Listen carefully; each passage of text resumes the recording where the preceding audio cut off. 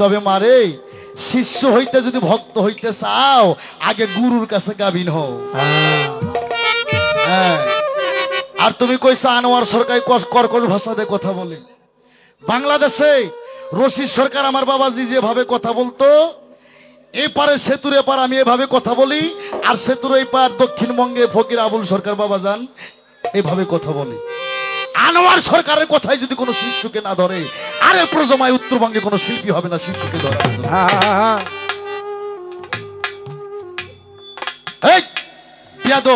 আমি তো মারমো, তো কাটমো, তোর বাবক মারমো, তোর মাওক মারমো, তোর বউ মারমো, তোর সোল মারমো, তোর বাড়ি ঘরে পুলে জ্বালাই দেবো, তবু আমাকে হৃদয় ভরে ডাকতে হবে।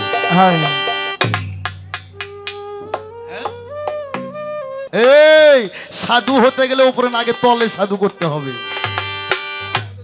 তাই আমার বাবা রশিদ সরকার বলছে এই পৃথিবীতে একটাই সাধন, সাধু হতে গেলে আগে যার যার মালের সাধন করতে হবে, আগে রতিকে হত্যা করতে হবে। আরে পবিত্র কোরআন শরীফে দুইটা নদীর কথা রয়ে গেছে, দুইটা নদী। একটা নদীর নাম হচ্ছে বাহারান, আর একটা নদীর নাম মারাজান। এ মা রুমি, মারাজান নদী হচ্ছে তোমার মা, আর বাহারান নদী তোমার বাবা। এক নদীর পানি আর এক নদীতে যায়। আল্লাহ রসুল বলছে তত্ত্ব বুঝতে গেলে হালাল থুয়ে হারাম খাইতে হইব, আর মায়ের এনে শুইতে থাকতে হইব, ওই ভক্তই নাচতে নাচতে জান্নাতে যাইব। কি কোমরে ভাই ধরে না তো, বিয়ে গেছে বিয়ের বাড়ি, কয় কি তরকারিতে ভাত খেলে, কয় কচুর তরকারি, কয় বিয়ে গলায় ধরে না, কয় না তো, কয় আমার বাড়ির কচু যারে না ধরে এর গালা হচ্ছে শুইরা গালা। আনোয়ার সরকারের কথায় কোনো শিল্পী যদি না ধরে এ আর হচ্ছে। আস্তে আদ্য তত্ত্ব কি তুমি শোনো, আদ্য তত্ত্ব স্থল প্রবাত্য সাধক সিদ্ধি কাহাকে বলে। তুমি বলছো সাধু কি করলে হয় বাবা, কয় নামাজ পড়লে হয় নামাজি, হজ করলে হয় হাজি,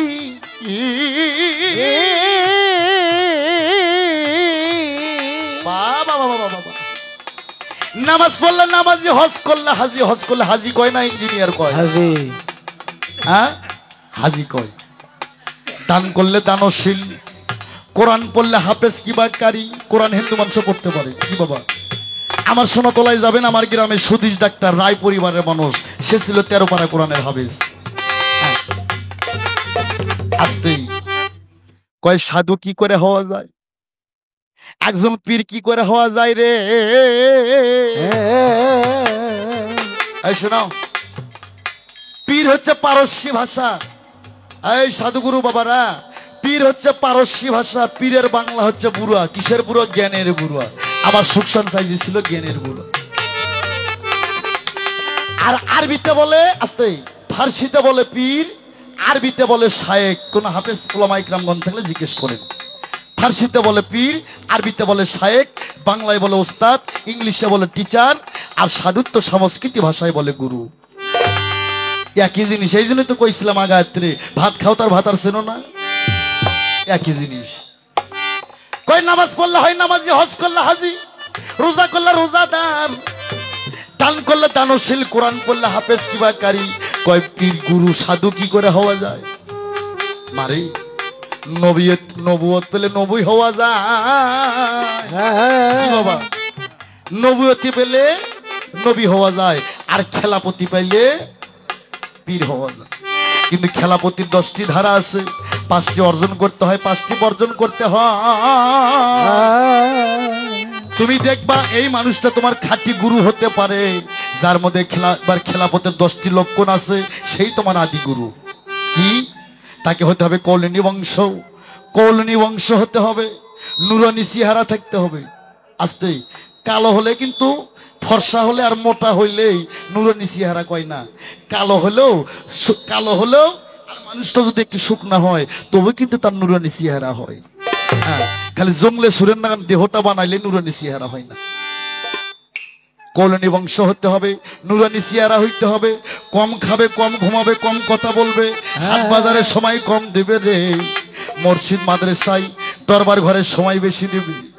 তুমি গান শোনো নাই? সাধক রাধা বল্লভ বলছে, যাহার বদন দেখা মাত্র তোমার মনে জাগে আনন্দ, শিষ্যরে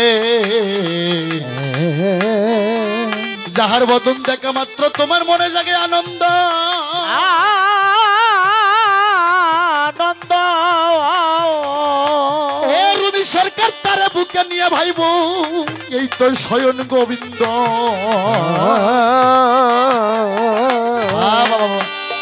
যারে দেখলেই তোমার ভালো লাগে, যারে দেখলেই দুনিয়াদারি ভুল হয়ে যায়, সেই তোমার সুখসান চাইছি চাইছি, এছাড়া অন্য কেউ আর নয়। যার মুখটা দেখলেই তোমার দুনিয়াদারি পিছনে পড়ে যায়, এই তোমার আদি গুরু। আস্তে, সাধুর বিষয়টা আলাদা। স্বাদ মিটে হয় সাধু, শত ধোয়াতে হয় সাধু রে। আস্তে, আমার এই দরবারে সাধুরও ভালো, তবে অনেক অনেক জায়গায় আমি যাই। বাংলাদেশের 64 জেলা আমার গান করা হয়ে গেছে, ভারতেও আমি গেছি, জলপাইগুড়িতে গেছি, বোম্বাইয়ে গেছি, আসাম বাংলাতে আমি গান করছি। আস্তে, অনেক অনেক জায়গায় আবার সাধু দেখি বাবা, এরা পেঁচ খায় না, রসুন খায় না, মসুর কালাই খায় না, মুরগি খায় না, ডিম খায় না, গরু খায় না, খাসি খায় না, মাইনা নিলাম, কিন্তু আবার সাধু করে বইয়ের ছোলো হয়। সাধু করে বইয়ের ছোল হওয়া থামে না। ব্রহ্মচারী, ব্রহ্মচারী খালি বিয়ে না করলেই হয়, বিয়ে কইরাও ব্রহ্মচারী হওয়া যায় যদি তোমার রতি পাস না হয়।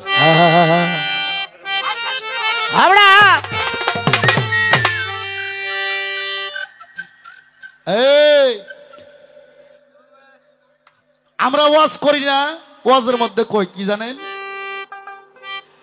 ওরে মাফ করো গো আল্লাহ, আল্লাহ মাফ করো সবারে, আরো মাফ করো গো আল্লাহ যারা শুয়ে আছে অন্ধকার কবরে। দানকারীরও পিতা মাতা আল্লাহ তুমি সুখে রাইখো কবরে, নূরের টুপি পরাইয়া উঠায় রোজ হাসরে। এইটা একটা মিথ্যা কথার কারখানা। নূর মানে আলো, যার কোনো ছায়া নাই কায়া নাই। আচ্ছা, কোরআন শরীফ সূরা হাসর পড়িয়া দেখছি, কাল হাসরের মাঠে ভাদাল গাছের মতন মানুষ একটা করে কবর থেকে একটা করে ব্যক্তি জাগায় উঠবো, ন্যাংটা অবস্থা, তাদের মুখ থাকবে ঊর্ধ্ব দিকে। কি বাবা, এটা আমার আব্বার কথা না কোরআনের কথা? কোরআনের কথা। তাহলে ন্যাংটা হয়ে কাল হাসরে যার যার কবর থেকে সেই ঊর্ধ্বমুখী হয়ে উঠবো। আর এরা ওয়াজের মধ্যে কয় দানকারীর পিতা মাতা সুখে রাখো কবরে, নূরের টুপি পরাইয়া উঠাইও ওজ হাসরে। আমি বুঝি না বাবা, একটা মানুষের পরনে কাপড় নাই, ন্যাংটা অবস্থা যদি টুপি মাথার দিয়ে ঘুরে বেড়ায়, দেখতে কেমন লাগবো? আমার ভাইয়েরা রে, নূর কাহাকে বলে? নূর বস্তুটাকে, এটা সাধুগুরুর কাছে আছে রে। আস্তে, সাধু কি করে হওয়া যায়? আস্তে, ওই যে আগে কইলাম স্বাদ মিটে সাধু, পঞ্চরস সাধন কইরা সাধু, শত ধোয়াতে সাধু। এত ক্যাসেটের মধ্যে বলা যাবে না তো, এমনি বাংলাদেশে আমার এই আমাকে বিপদে ফেলাইন না, একটু যেটুকু না বললে নয় সেটুকু বইলে দেয়, আর যার যার সাইজের কাছ থেকে যাই না নেন। এই ওই যে বললাম সাধু আমার বগুড়াতে আছে, সোনাতলা, দেখবেন পেঁচ খায় না, রসুন খায় না, মসুর কালাই খায় না, খাসি খায় না, ডিম খায় না, মুরগি খায় না, কিন্তু দেখবেন তারকে ঘরে 2 বছর 3 বছরের সওয়াল পাওয়াল আছে, সন্তান হওয়া ছাড়ে নাই। এই সাধু হতে গেলে উপরে না, আগে তলে সাধু করতে হবে। তাই আমার বাবা রশিদ সরকার বলছে, এই পৃথিবীতে একটাই সাধন, সাধু হতে গেলে আগে যার যার মালের সাধন করতে হবে, আগে রতিকে রক্ষা করতে হবে, আগে রতিকে রক্ষা করতে হবে। তার কারণ লালন সাইজি তার গানের মধ্যে, কালামের মধ্যে বলছে, খেলা খেলো রে মন তুমি মনের ঘরে কপাট। আমি যদি ব্রহ্মচারী হই, আমি যদি সাধু হই, বিয়ে কইরা সারছি, এটা তার করার কিছু নাই, শরীয়তটা পালন করছি, কিন্তু আমার সন্তান নেওয়ার দরকার 2টা কিবা 3টা কিবা 4টা কিবা 5টা। সন্তান নেওয়ার পর তোমাকে কামের ঘরে তালা লাগাতে হবে রে। আস্তে, তাই সাধক রাধা বল্লভ বলছে, নিয়ালি 16 আনা চালান খায়া হইল দেনা, পরে রইল মহাজনের আসল ঋণ, ফাঁকি দিয়া ও পাগলা মন তুই আর থাকবি কতদিন। ভবেতে আসিলা রে মন ব্যাপারে আসে, ওরে লাভে মূল্যে তোর সব হারাইল শিষ্য, তোমার ব্যাপার হইল কিসে রে, তুমি কিলা গিয়া আইলা ভবেতে। আস্তে, সাধু হতে গেলে তার প্রথমে একটাই সাধন, তাকে আগে মালের সাধন করতে হবে। এটা মুখে বললে হবে না, এটা কাজে প্রমাণ করতে হবে। রতি হরণকারী কারা, কামুক কারা, প্রেমিক কারা? এটা বাংলাদেশের রশিদ সরকার, আবুল সরকার, জালাল সরকার, সাত্তার সরকার, আনোয়ার সরকার, সুকসান সাইজি, ইসমাইল বাবা। আর মুখ দেখলে টেট পায় যে আর রতি হরণকারী না রে কামুক। মুখে কথা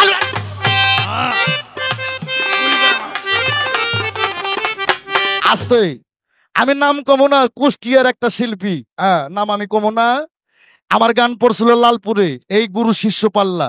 আমার বাবার একটা গান গাইছিল, গানটা জানতে ইচ্ছা কলেমার বিষয়, গুরু দয়াময় জানতে ইচ্ছা আমার কলেমার বিষয়। তা আমি স্টেজে এরকম হাজার হাজার মানুষ, আমি বলছিলাম এই মেয়ে তুমি কলেমা শুনবা না কলেমা দেখবা?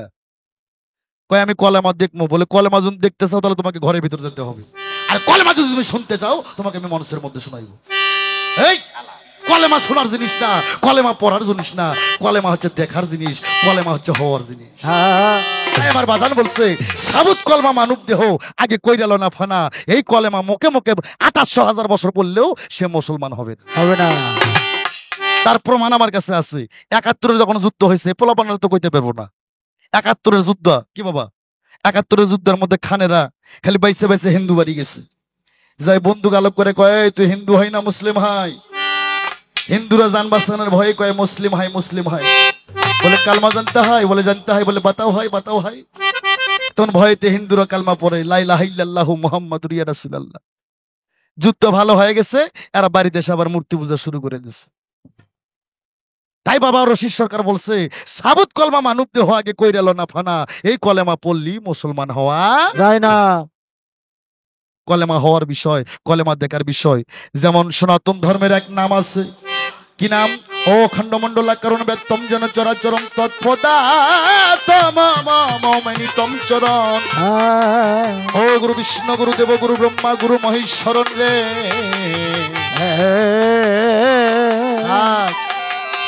ও হরে কৃষ্ণ, হরে কৃষ্ণ, কৃষ্ণ কৃষ্ণ হরে হরে, হরে রাম, হরে রাম, রাম রাম হরে হরে রে। বাবা আসতে একটু বেদ পড়লাম, রাগ করলেন নাকি বাবা? ধর্মিনে যারা বাড়াবাড়ি করে এরা মানুষ না, রসুলের মুখের বাণী। মানব ধর্মটা পরম ধর্ম। এই বাংলাদেশের মুসলমান, ধর্মর নাম বোমা মারা না, ধর্মর নাম মাজার ভেঙে দেওয়া না, ধর্মর নাম কবর থেকে মানুষ তুলে পুরো দেওয়া, এর নাম ধর্ম না। ধর্মর নাম কি? সত্য বল, সুপথে চল, মানুষে মানুষকে মহব্বত করো, মানুষে মানুষকে ভালোবাসো। তার কারণ প্রমাণ সই হাদিস, সদাগারের মতন মানুষ নবীর গালে থাপড় দেয়। কি বাবা এত কথা বললে তো হবে না বাবা, খুব কষ্ট পাইলাম আজ। আর একটা কথা বলি বাবা, সাধু সেবা অনুষ্ঠানে কোনোদিন নেতাগক দাওয়াত করবে না, নেতাগক দাওয়াত করবেন আগা দিনে। আগা দিনে তারা বক্তৃতা দেবে, পরের দিনে সাধু সেবার গান দেবেন বাবা। আজকে পালা গানের অনেক বড় ক্ষতি হয়ে গেছে কি বাবা, আর অনেক মানুষ কিন্তু ওই বক্তব্যে চলেও গেছে। যাক বাবা, আপনারা যে এত কষ্ট করে অনেক দূর থেকে আসছেন, আমার ভালোবাসার টানে আমার সুকসান সাইজি দরবারে আমার দেওয়ার মতন কিছু নাই বাবা। তবে কিছু হক কথা আমি রেখে যাব।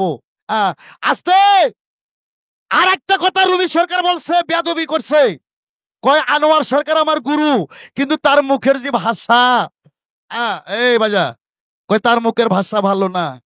এই যারা চোরটা বাংলাদেশে আছে, যারা টাউট বাটপার আছে, যারা লুচ্চা, যারা বদমায়েশ, এরাই কইব আনোয়ার সরকার বালা না। আর যাদের জ্ঞানের আয়নাটা খোলা আছে, যারা সাধুগুরু, এরা কয় বাজান যে কথা কয়ে গেল এটি হক কথা, বাজানের পরে এমন আর কোনো মানুষের জন্ম হবে না এমন হক কথা বলার জন্য। তোদের মধ্যে চোরটা যারা, তারাই কইব আনোয়ার সরকার বালা না। তোরা বাল, আমার বালা হওয়ার দরকার, এত বড় বালা হওয়ার দরকার নাই, তোরা বালা লই এই থাকো। সাইজিকে ভালোবাসা, আহলে বায়াতকে ভালোবাসা, গুরুকে ভালোবাসা বাংলাদেশের রশিদ সরকার ভালো হইতে পারে নাই, উত্তরবঙ্গে আনোয়ার সরকার আর নতুন করে ভালো হওয়ার কোনো দরকার নেই।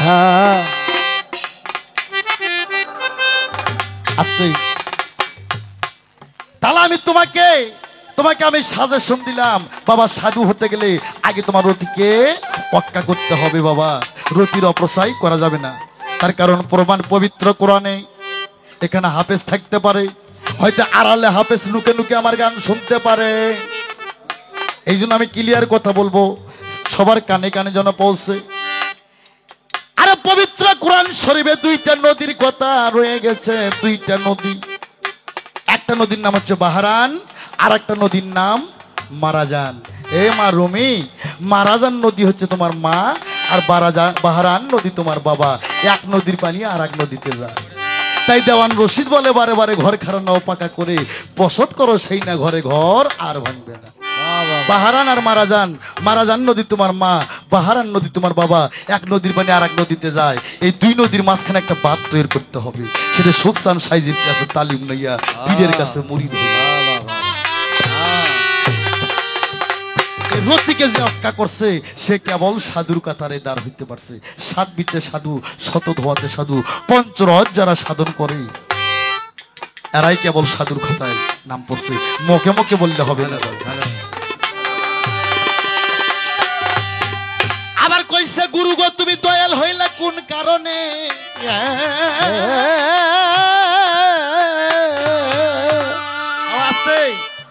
এই বেটি, তুই আমার মেয়ে তো, আমারই সন্তান, তোর আর কি কইমো আমি। শোন, যে কাঠদের লাঙ্গল হয়, লাঙ্গল চেনেন না বাবা? আপনাদের নওগাঁ জেলায় গরুদের লাঙ্গল দেয় না হাতে, খেতে লাঙ্গল দেয়। লাঙ্গল কি সোজা কাটতে হয় বাবা? ও আব্বা, সোজা কাটতে লাঙ্গল হয়? সোজা কাঠে লাঙ্গল হয় না গো। হ্যাঁ, যে কাঠতে লাঙ্গল হয় ওই কাঠের মধ্যে আগেই ভাঁজ পড়িয়ে রয়, সোজা কাঠের লাঙ্গল হয়। এই বেটি, তুমিও মানুষ আমিও মানুষ, তুমিও মানুষ আমিও মানুষ, তার ভিতরে আছে মানুষ রে। আল্লাহ পবিত্র কোরআন সূরা বাকারা প্রথম আলিফ লাম মিম জালিকাল কিতাবুল হুদাল লিল মুত্তাকিন। আল্লাহ পাক কোরআন শরীফে বলছেন, আগুন পানি মাটি বাতাস নূরের দ্বারাই আল্লাহ আছে। আল্লাহ তো প্রথম গুরু, আমি বলছি প্রথম টেজে, তার প্রথম শিষ্য আমার নবী। তারপরে ধাপে ধাপে প্রথম গুরু, প্রথম গুরু, প্রথম নবী, প্রথম গুরু। মুসলমানের প্রথম গুরুকে, প্রথম নবীকে আল্লাহ পাক সূরা বাকারার মধ্যে বললেন। আল্লাহ বললেন ইন্নী জাইনুল ফি আরদি খলিফা, ইন্নী জাইনুল ফি আরদি খলিফা। এই বিশ্বের মুসলমান রে, আল্লাহ আগুন পানি মাটি বাতাস নূরের দ্বারাই খলিফা নিযুক্ত করলো মহাগুরু। 120 হাত লম্বা, আর আদমের পুরুষ অঙ্গটা ছিল 17.5 হাত লম্বা। এরকম কথা শুনছেন নাকি সাধুর দরবারে? আল্লাহ প্রথম গুরু প্রশ্ন করছে, সৃষ্টির মূল থেকে পালা গাইতে হইব। পালার তো কিছুই শুরু হয় না এখনো। এই জন্য বলছিলাম যে 8টা-9টার থেকে আমাকে গানে দেন। প্রথম গুরু আল্লাহ, তার শিষ্য আমার নবী। তারা ছিল জাতে, আল্লাহ ছিল জাত, আমার রসুল ছিল সিফাত। আর এই পৃথিবীতে প্রকাশ হইল প্রথম নবী, প্রথম গুরু আদম। সূরা বাকারায় বললেন ইন্নী জাইনুল ফি আরদি খলিফা। আগুন পানি মাটি বাতাস নূরের দ্বারাই 120 হাত লম্বা মহাগুরু আদম আলাইহিস সালামকে সৃষ্টি করলেন। বাবা, গুরুর পুরুষ অঙ্গ ছিল 17.5 হাত লম্বা। আমার ভাইরা নেই, তাই এবার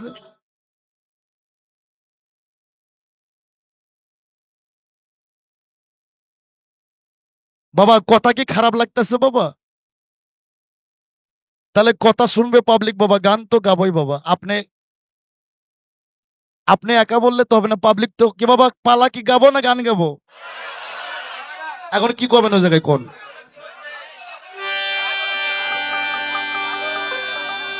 আচ্ছা ঠিক আছে বাবা, ঠিক আছে। আচ্ছা, এতগুলো মানুষ পালা, খালি কথা শুনবে, গান কম শুনবে। বাবাজি একলাই গান শুনবে, তাহলে পালা থাক, গানই গাও হোক, বুঝি নাই।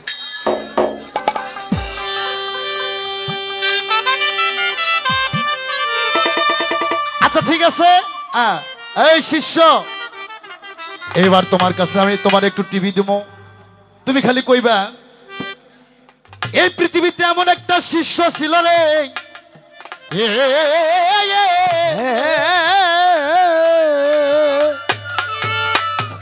বাবা আসতে, বাবা রে, তত্ত্ব জানে মত্ত হতে হবে বাবা।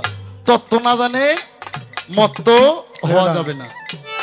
তত্ত্ব এমন একটা বিষয়বস্তু, তত্ত্ব বুঝতে গেলে আগে মায়ের ভাতার হতে হইব। হ্যাঁ আর আল্লাহ রসুল বলছে ওটা দুবারে দিস না। এই আস্তে, আল্লাহ রসুল বলছে তত্ত্ব বুঝতে গেলে হালাল থুয়ে হারাম খাইতে হইব আর মায়ের এনে শুইতে থাকতে হইব, ওই ভক্তই নাচতে নাচতে জান্নাতে যাইব। হ্যাঁ, কি ও সাধুগুরুর আগমন, আমার ভক্ত বিন্দু নেই, তত্ত্ব জানে মত্ত হইও, তত্ত্ব না জানে মত্ত হইও না। আপনি গান বললেন কোথায়, গান নিয়ে আসবেন কোথায়? গান করতে লালনে নিতাই গানে ফেলে যাবে। নিতাই যদি ফেলে না যায় তো আমাকে চিন্তা ধরো চরণ ছিল না, আমি কোন চরণ ধরবো? হ্যাঁ সেটা উনি তো বলবে, উনি চাবে তো। না না, ওদিকে আমি হেফাজত করে করছি। কোন কায়দায় আমি বাহ বাহ বাহ বাহ বাহ, সুন্দর। সেই গান না পানা না করে না। ঠিক আছে ঠিক আছে বাবা, ঠিক আছে, সুন্দর।